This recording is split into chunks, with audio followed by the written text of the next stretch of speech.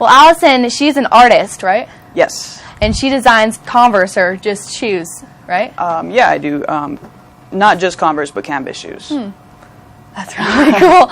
And she's designed me my own shoes. So that's what we're going to talk about today. And after the 10 minutes, after the 10-minute show, we'll be breaking and then coming back with the revealing of my new shoes. So what happened was I found Allison on Facebook, and I contacted her immediately. And I said I had Voices of Reality, a talk show, and I was a host on it, and I wanted to have her on. She said, well, I can design your own shoes for you. You just have to buy the shoe. And I'm like, okay. And we met up at Chick-fil-A for 45 minutes, and I wrote down the list of things about me, like just specific stuff about me, just that I like cows and stuff, and just gave her the freedom to do whatever she wanted to do with it. And she's designed me my own pair, so Yes. I'm really excited about that. Very excited to give them to you. Yeah, everyone says they look amazing. I'm like, oh my gosh. So I'm really excited. So how long does the process take to actually... Generally from the point that somebody places an order, I try to say I need at least 3 weeks to do every shoe. Yeah. The actual time that I spend working on the shoe averages between 6 to 12 hours per pair. Wow. Yeah, so it's definitely, I'm entirely dedicated to that piece from start to finish. And then, you know, just like I did with you, I have to meet and get a general idea of that type of personality and everything, so I can draw that shoe tailored for that person. So that's why your shoe is going to be a really fun shoe. Oh my gosh, I'm so excited. So what is the process of making the shoe? First of all, I take all the reference material. In your case, you just gave me a list. Sometimes people give me pictures. Sometimes people just say, oh, I want a spicy, sassy kind of shoe. And they just kind of let me run free with it. So there's always like, during the first couple weeks, I like to think about what I want to do. You know, look at all the reference materials, plan it all out. And then once I actually start drawing the shoe, I pretty much don't want to put it down until I'm done. So literally I'll sit there for 8 hours straight and draw these things. But sometimes I do have to wait a little while because the paint has to settle and everything before I can keep working.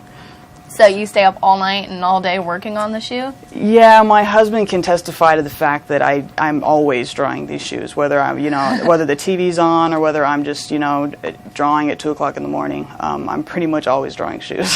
Oh my gosh. Yeah. What kind of events have you done them for? Like birthdays, weddings? Birthdays, weddings. I not the wedding. I got an inquiry for the wedding. I just recently did a group order for some high school students out in Golden. They wanted a tribute shoe for someone that had passed away. So they're very commemorative, or just really when anybody gets some money, they're knocking at my door lately. So that's really cool. Yeah. Is it fun designing them, or? Yes. Before I really got real serious with the art thing, you know, I sold shoes for a long time, and just going back to when I was young, I just love shoes. So it kind of helps my own personal fetish. I'm not out there buying them as much. I get to enjoy the work that I give to everybody else. So, which is kind of a funny thing too, because every time I'm finished drawing a shoe, like your shoe, I had it set up in front of my TV for a week, so I could look at it and, you know, remember what it looked like, and that's my time with the shoe before I give it to you. Oh my gosh, Yeah. That's so cool. So, I'll look at the questions. Okay. How do you care for the shoe? I mean, after I get the shoe, I mean, as I understand, you can't just throw it in the washer. So, right. How do you care for it? Basically, when I finish the shoes, I seal them, and then I waterproof them. I recommend that you would do the same. So every time before you went to school or whatnot, just do a light spray. And then after that, it's going to protect everything. Even without the waterproofing, it's not going to run. It's not going to have any problems. You can take a damp cloth to it and just wash it that way. These shoes right here, I took a magic eraser to. So I wouldn't recommend that, because you can see it's kind of faded that out a little bit compared to that one right there. But yeah, just a damp cloth and water. But I do recommend magic eraser if you want to clean your toes or your soles. Works really well. So explain the background on these shoes. These shoes right here are actually the first pair that I ever drew with the fabric markers. And like I said, these are fabric markers. They're artist quality markers. They were designed to work on fabric. And I actually did these for myself 2 years ago to just try out the whole process, figure out what was going to work or not. And as you can see over time, because it is a fabric paint, it just settles into the canvas and instead of just like fading away. How long have you had these shoes? Those are about 2 years old, and all of my work is completely wearable. I've worn these to plenty of Nugget games. I like to wear them every time the Nuggets were on. And as you can see, they hold up really well. Wow. Can I see the other one? Yeah.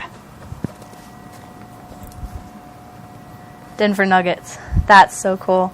So you like the Denver Nuggets and just wanted to do a shoe for them? Yeah. Well, yeah, I'm a huge Nuggets fan, and, you know, we don't get the love that a lot of the other bigger teams do. So I had to show love myself, and, you know, as you can see here, too, this is my own little portrait of Melo doing his thing. So this was customized for myself. This is what my heart wanted, a basketball shoe. That's so cool. So our next question is for your website, eternalfrostart.com. Eternal Frost came about after I got married. I got married in 2007, and I changed my last name from Frost to Olinger. While I don't have any problems about changing my legal last name, I just felt like art, because it's the side of me that is eternal and always will just belong to only me. It's my own personal expression. That's why I just couldn't stop signing the name Frost on everything that I draw. So my art is always going to remain Frost. It remains with that original part of me that I was born with. So Eternal Frost. That's really cool. So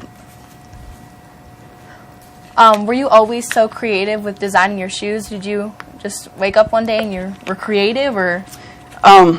Basically, the shoe thing came about. I mean, I've loved art since I was little, but the shoe thing came about after I won a contest with Converse, and I did that in 2008.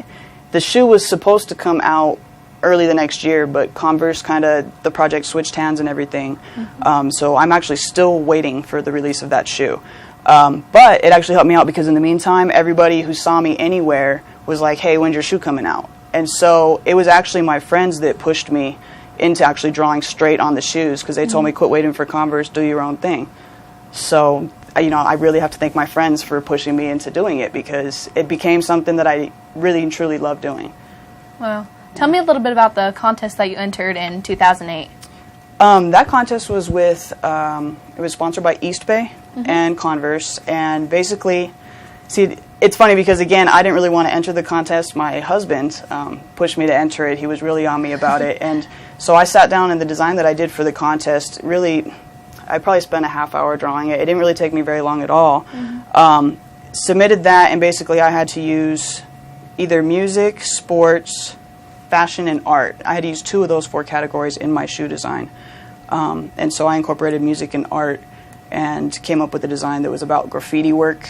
And basically the shoe is called Authentic because since everyone is always drawn on Converse, whether it be on the soles or the top part, you know, you could always be you wearing your Chuck Taylors. You change them your own way, you know, and so I wanted a shoe that spoke to the nature of Chuck Taylors in the sense that, you know, hey, wear them your own way, be authentic, be you, you know. And so that concept really helped people, I think, to vote for me because it all went through online votes. And then that pushed me into the final round. And then when all the votes were done, I was second place, but the judges picked me. Oh, so they had a contest online, and you sent in your picture of the shoes? Yep, and everybody was voting. You could vote once a day for, I think it was 2 weeks. And so I had all my friends, all my family, people that didn't know me were getting bugged, but, you know, they all really pushed me through. Wow, that's really cool. How did you come about entering a contest like that? You just... it was just, like I said, it was in the East Bay catalog, and my husband came across it, and, you know, again, he pushed me to do it. So really I have my husband to thank for all of this because he just found it flipping through the mail one day. So you didn't you weren't drawing on Converse or anything before this happened? No, not at all. People, because the Converse shoe took so long to release, they wanted me to draw that design. But that design was way too detailed. I didn't think I could do it justice with the markers. So that one's going to be a screen print. But, you know, basically I was saying, well, let me see what I can do for you. So, yeah, I just entirely winged it, you know, and you see, you know, the results. That was my first try. So, So those shoes that you made, they were just for fun? You just decided? just for myself, yep. Was that after you wanted to, after you entered the contest that you designed those, or? Yes, definitely after. So everything I've done 50 pairs. It's been in the past 2 years. Wow. Yeah. 50 pairs. Mm-hmm. Oh my gosh, it's amazing. Well, when we come back, we're going to take a quick break. When we come back, she's going to reveal my new Converse to me, so stay tuned.